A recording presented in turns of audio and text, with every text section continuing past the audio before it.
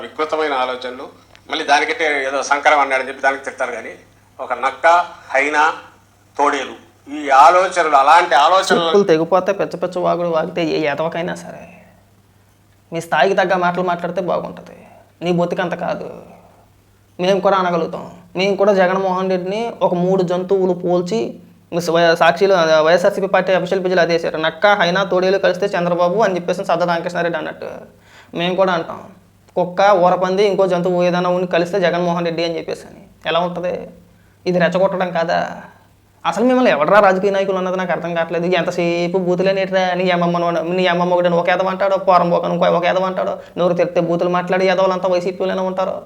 అసలు మీది రాజకీయ పార్టీ కాదురా. మిమ్మల్ని అందుకే గొడ్డల పార్టీ అనేది. అందుకే ఎక్కడైనా సరే మాట్లాడేటప్పుడు ఒళ్ళు దగ్గర పెట్టుకొని మాట్లాడితే బాగుంటుంది. పేలిపోకూడదు అబ్బాయి.